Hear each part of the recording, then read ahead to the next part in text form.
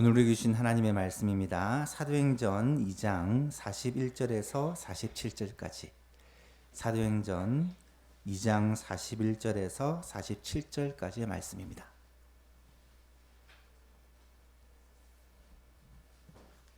신약성경 190쪽에 있습니다.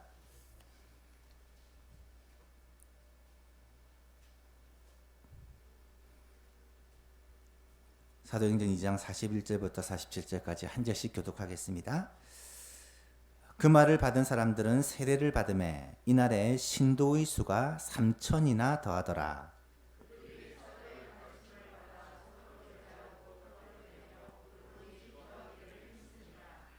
사람마다 두려워하는데 사도들로 말미암아 기사와 표적이 많이 나타나니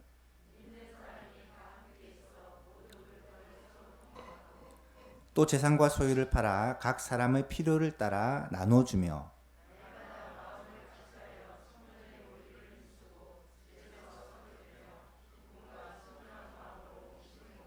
함께 있습니다. 하나님을 찬미하며 또 온 백성에게 칭송을 받으니 주께서 구원받는 사람을 날마다 더하게 하시니라. 아멘. 2003년에 우리 교회가 은혜와 평강이 충만한 교회라는 표어를 가지고 하나님의 은혜와 하나님이 주시는 평강이 우리의 가정과 개인과 또 교회 가운데 충만하기를 함께 기도하고 있습니다. 특별히 올해는 성경에 나오는 좋은 교회들 그리고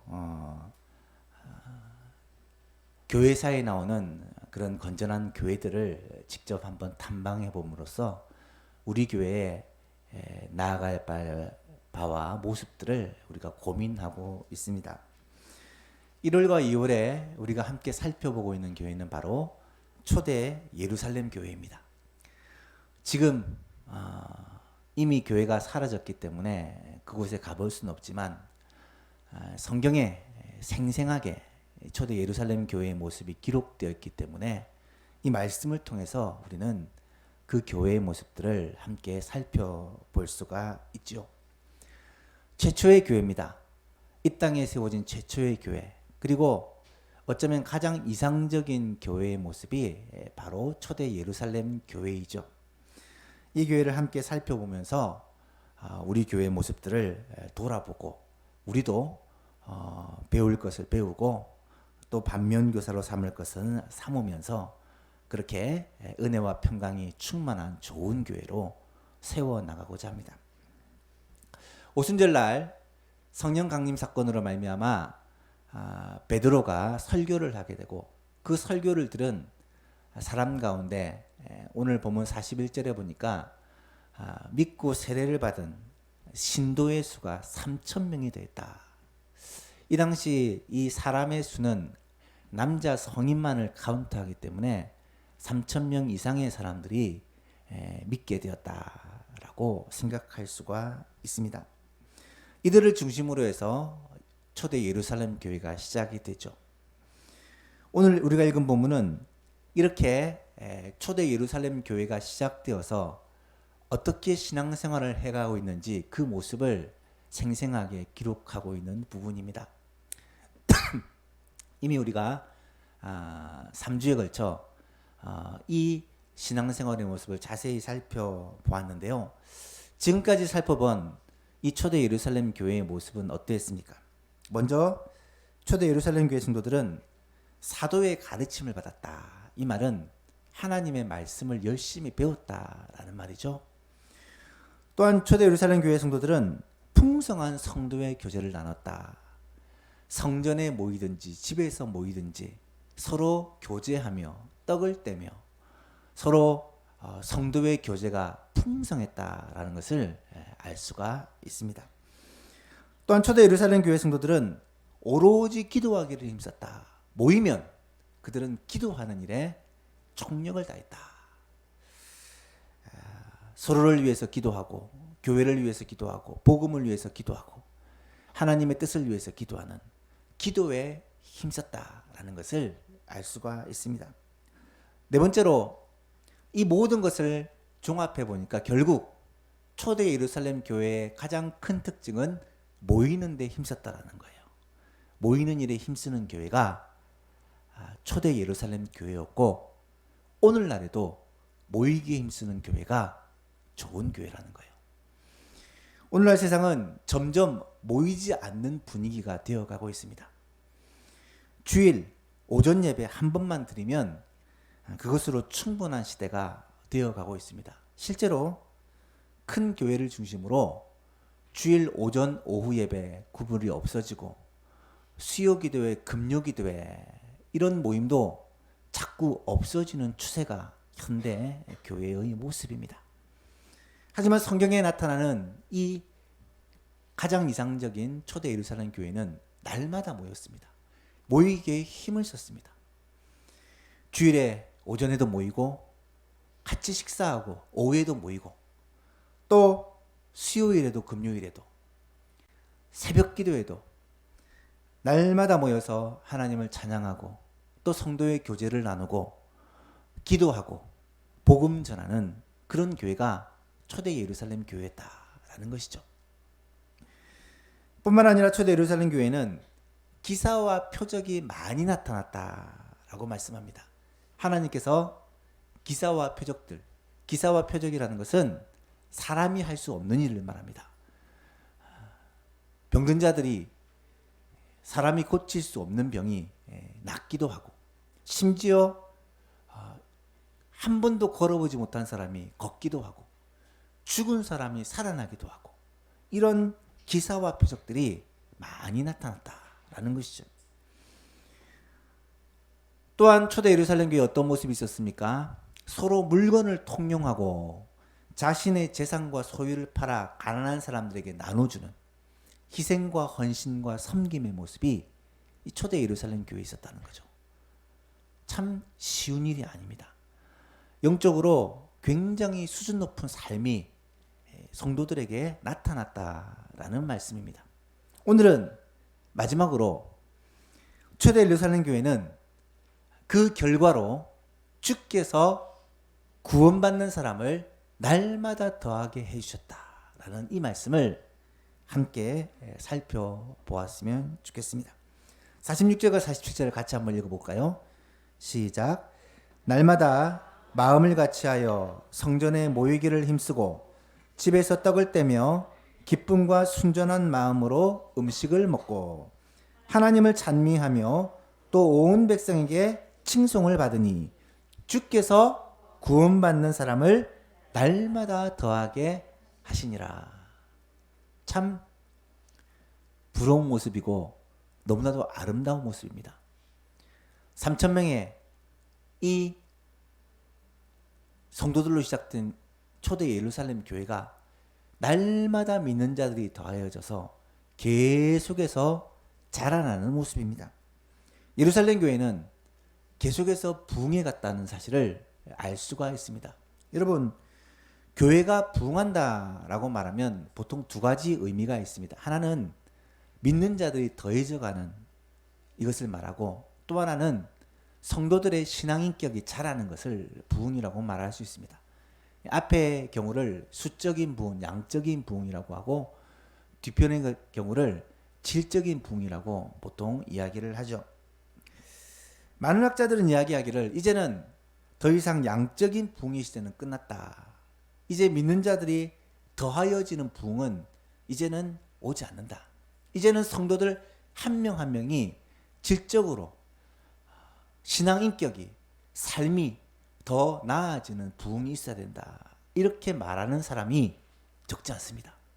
그런데 여러분, 정말 그럴까요? 성경을 잘 읽어보시면, 또 교회사를 통해 교회의 모습들을 잘 살펴보시면 양적인 부흥과 질적인 부흥은 항상 동시에 오게 되어 있습니다. 양적인 부흥의 시대가 있고 질적인 부흥의 시대가 있고, 이렇게 따로 구별된 것이 아니라는 것입니다. 참된 부흥은 하나님께서 우리에게 부어주시는 건데, 믿는 자리 많아질 뿐만 아니라 우리 믿는 성도들이 영적으로 성숙해가는 양적, 질적 부흥이 함께 온다. 우리의 소망교회도 올해 꼭 양적인 부흥과 질적인 부흥이 함께 나타나는 그러한 한 해가 될 수 있기를 간절히 바랍니다. 그러면 예루살렘 교회의 모습을 한번 살펴보았으면 좋겠는데요. 먼저 예루살렘 교회에는 구원받는 사람들이 점점 더해져가는 이 양적인 부흥이 있었다라는 것을 분명히 알 수 있습니다. 41절에 보십시오. 그 말을 받은 사람들은 세례를 받음에, 오순절날 베드로의 설교를 듣고 그 말을 받은 사람들이 세례를 받았는데 이날에 신도의 수가, 믿는 자의 수가 3천이나 더했다. 3,000명이나 더해졌다라는 것이죠. 참 한꺼번에 3,000명의 사람들이 믿게 되는, 어쩌면 정말 너무나도 놀라운 기적과 같은 역사가 일어나게 된 것입니다. 제가 부산에 있을 때 평양 대부흥 운동이 1907년에 있어서 100주년 기념해서 2007년에 부산 그레암 페스티벌이라는 그러한 축제를 한 적이 있습니다. 부산 성시와 본부에서 주최하고 부산에 있는 교회들이 거의 다 참여하는 어마어마한 행사였어요. 제가 준비위원으로 함께 참석하면서 이 전 과정을 자세히 지켜보았는데요. 여러분, 20세기에 복음 사역자로 귀하게 쓰임받았던 빌리그리암 목사님 여러분 잘 아실 것입니다.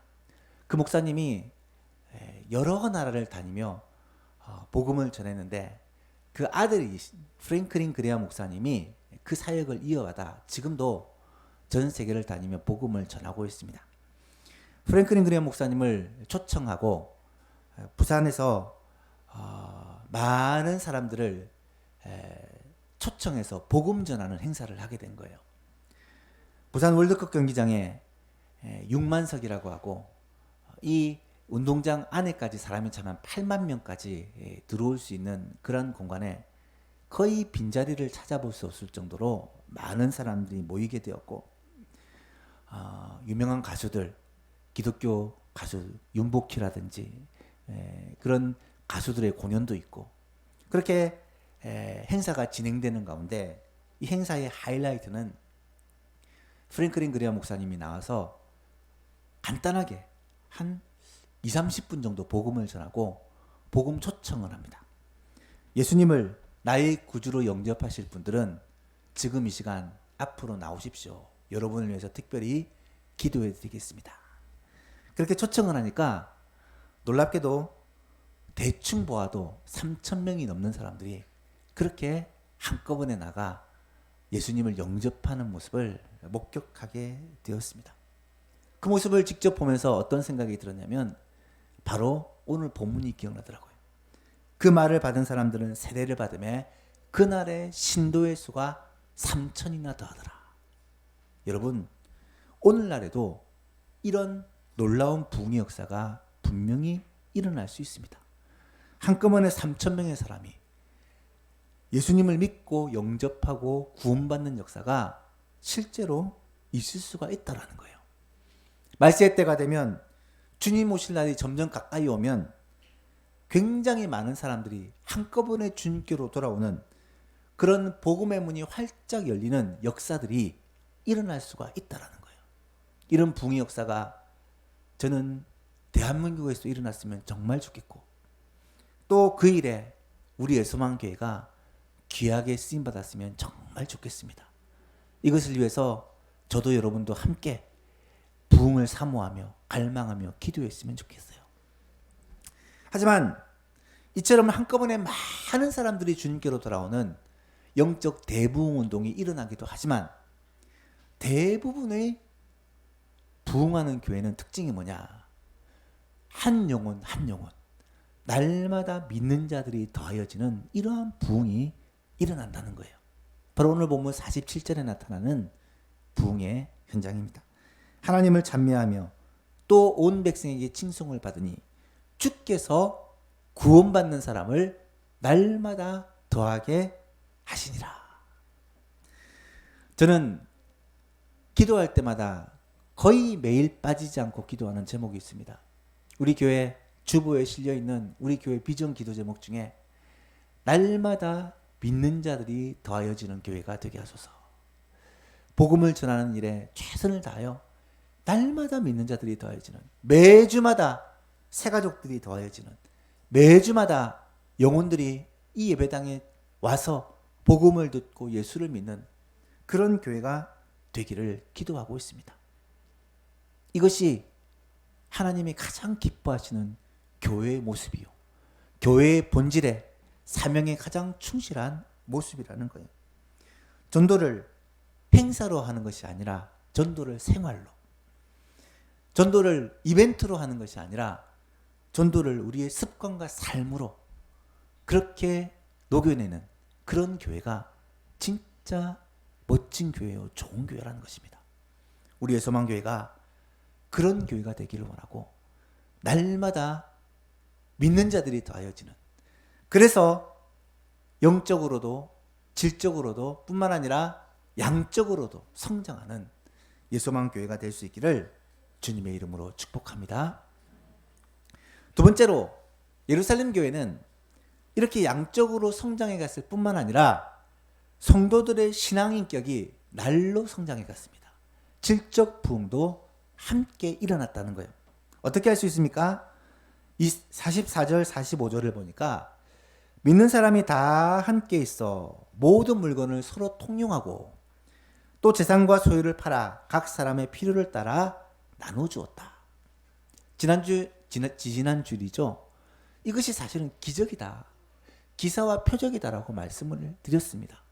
사람이라는 건 소유욕, 특별히 자기 소유에 대한 욕심이 있기 때문에 자신의 것을 다른 사람을 위해 희생하고 헌신하고 섬기고 나눈다는 것이 쉽지 않은 일이거든요.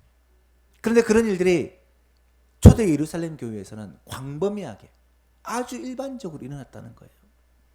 내 소유를 팔아서, 내 것을 희생해서 어렵고 힘든 사람들을 함께 나누어주고, 그래서 함께 예수 믿도록, 함께 주 안에서 공동체를 이루어가는 이런 모습들이 있었다라는 거예요. 정말로 수준 높은 삶이라고 말할 수 있습니다. 뿐만 아니라 46절을 보십시오. 이 46절을 읽을 때마다 제 마음에 감동이 있는데요. 같이 한번 읽어볼까요? 시작. 날마다 마음을 같이하여 성전에 모이기를 힘쓰고 집에서 떡을 떼며 기쁨과 순전한 마음으로 음식을 먹고. 날마다 마음을 같이하여 성전에 모이기를 힘쓰고 집에서는 서로 떡을 떼며 기쁨과 순전한 마음으로 음식을 먹고. 여러분, 느껴지십니까? 지금 초대 예루살렘 교회 성도들은 너무나 즐겁게 신앙생활을 하고 있어요. 신앙생활이 그들의 삶의 행복의 원천이요, 원동력이 되고 있다는 거예요. 구원받기 위해 어쩔 수 없이 억지로 힘들게 그렇게 신앙생활하는 게 아니에요. 예배를 꼭 드려야 되고 헌금을 꼭 해야 되고 하나님이 원하시는 일이니까 봉사를 해야지만 구원받고 복받는다, 이런 것을 위해서 하는 게 아니라는 거예요. 예수 믿는 것이 너무 좋아서, 성도들이 함께 신앙생활하는 것이 너무 기뻐서 교회에서 함께 모여 교제하고 하나님 찬양하고 복음 전하고 서로 간증하는 것이 너무 행복해서, 신앙이 그들의 삶의 원동력이요, 신앙이 그들의 삶에 진정한 행복을 가져다주는 그런 신앙생활을 하고 있다는 거예요.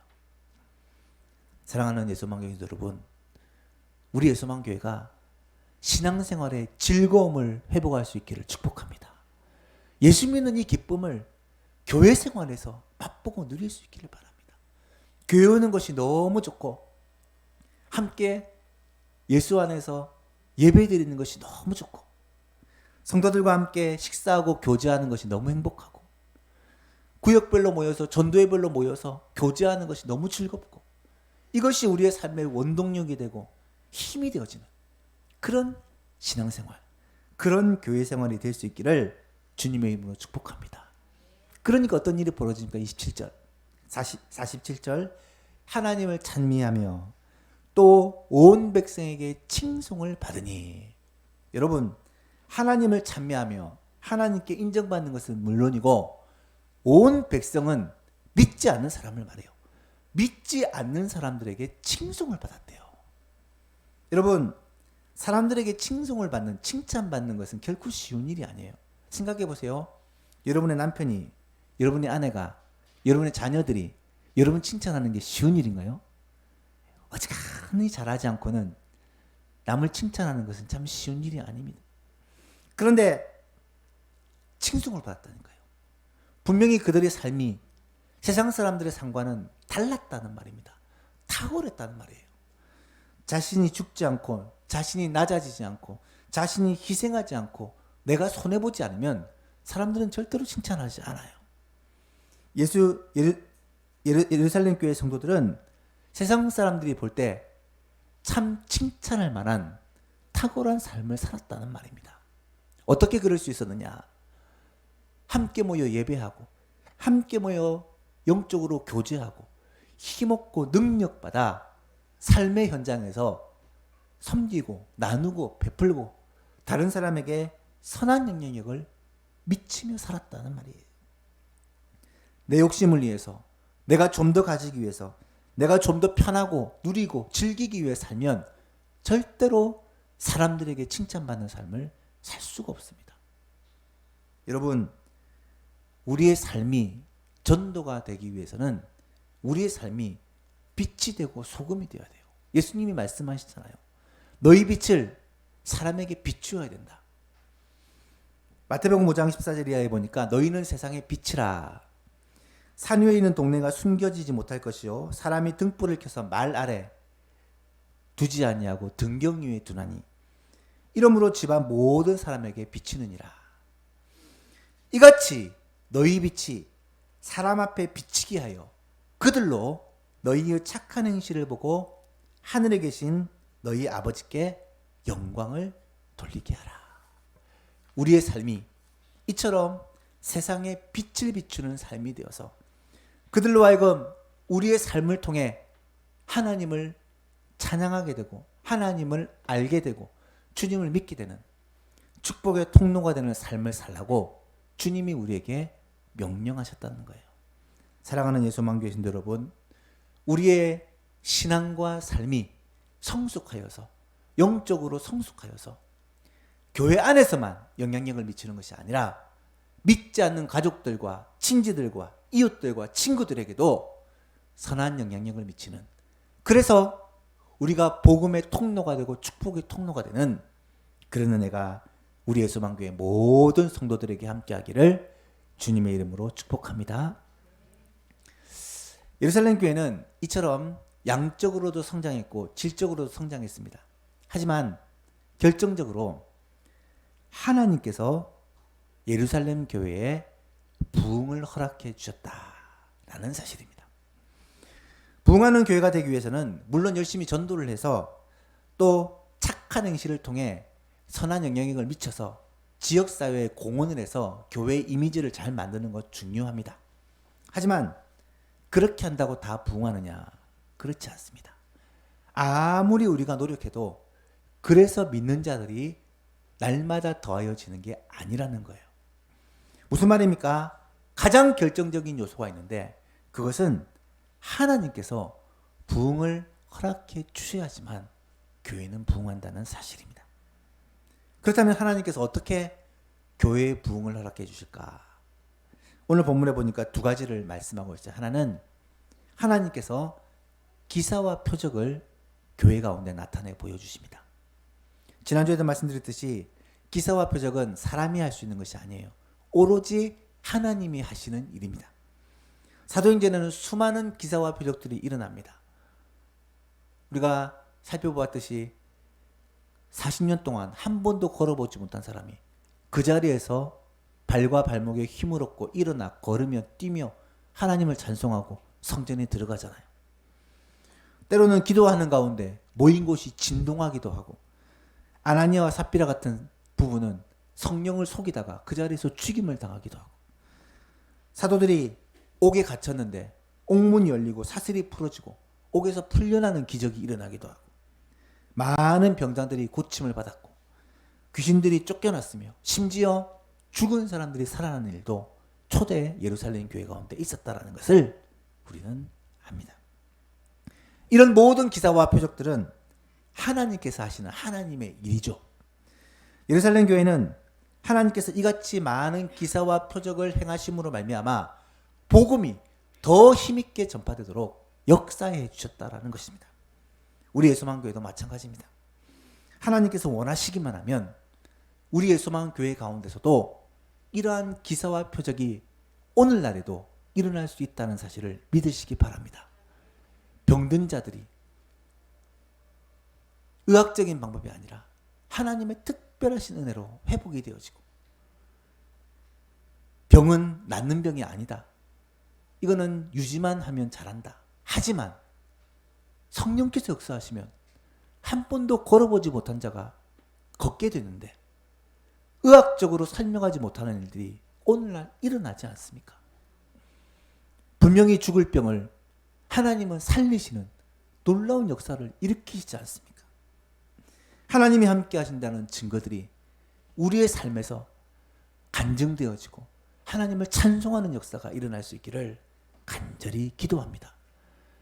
불가능한 일들이, 있을 수 없는 일들이 우리의 삶에 나타나고 우리 예수만 교회 가운데 확실한 증거로 보여져서 하나님이 우리 예수만 교회 가운데 은혜를 베푸르신다는 것을 모든 성도들이 깨달아 하는 놀라운 역사가 있기를 저는 간절히 기도합니다. 두 번째로 하나님께서 어떻게 교회에 부흥을 주시느냐.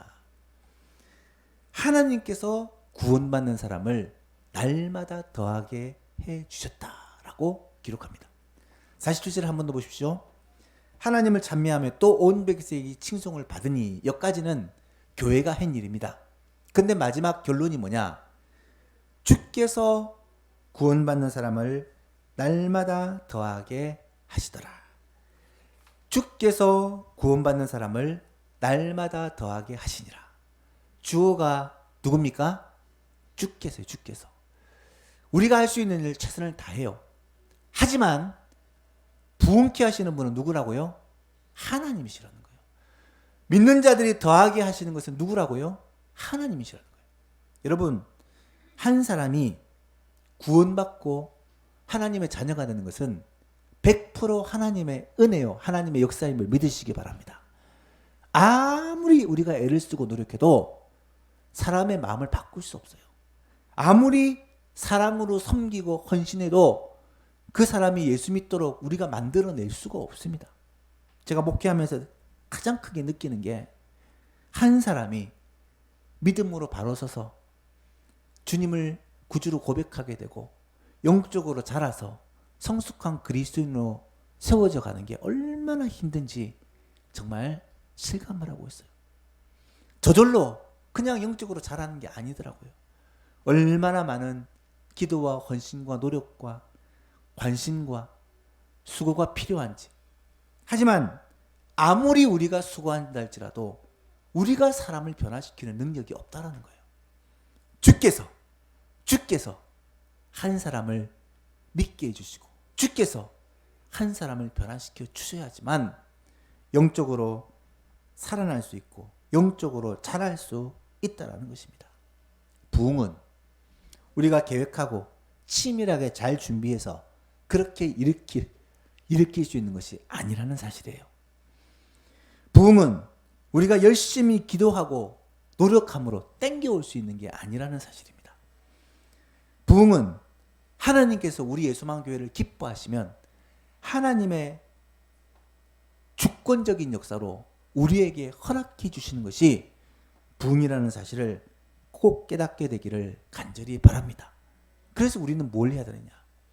하나님이 주시는 이 부흥을 사모하고 소망하며 기대하면서 인내하고 기다리며 기도하는 거죠. 하나님, 우리의 소망교회도 부흥을 허락해 주십시오. 많은 믿는 자들을 보내어 주십시오. 우리가 최선을 다해 노력하고 복음 전하고 섬기고 베풀겠지만 하나님께서 영혼을 붙여주시고 하나님께서 영혼을 더하여 주시고 하나님께서 이 성도들이 한 명 한 명이 주 안에서 잘 자랄 수 있도록 은혜를 베풀어 주시옵소서. 함께 기도하는 우리의 소망 모든 가족들 될 수 있기를 주님의 이름으로 축복합니다. 말씀을 맺습니다. 초대 예루살렘 교회는 양적인 부흥과 질적인 부흥이 동시에 일어났습니다. 날마다 교회에 믿는 자들이 더하여졌을 뿐만 아니라 성도들이 생각과 삶이 계속해서 성숙해져 갔습니다. 그래서 그들은 예루살렘과 온 유대와 사마리아와 땅끝까지 이르러 복음을 전하라는 주님의 이 명령에 온전한 통로가 되었다라는 것이죠. 저는 우리 예수만교회도 꼭 그런 교회가 될 수 있기를 주님의 이름으로 축복합니다.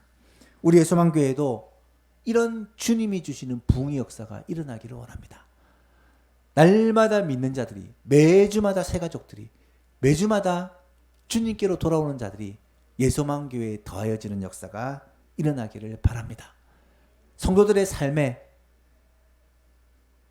구체적인 변화와 성숙이 나타날 수 있기를 간절히 바랍니다. 예수만교회 모든 성도들이 신앙생활의 기쁨과 즐거움을 회복하고 예수 믿는 것이 우리의 삶의 원동력이 될 수 있기를 중심으로 바랍니다. 예배와 전도와 교육과 봉사와 교제가 더욱 활성화되어서 교회가 세상에 영향력을 미치고 교회를 통해 이 세상 가운데 빛과 소금의 사명을 감당하는 정말로 좋은 교회가 되어 양적으로 질적으로 계속해서 자라고 성장하고 부흥하는 우리 예수만 교회가 될 수 있기를 우리 주 예수 그리스도의 이름으로 축복합니다.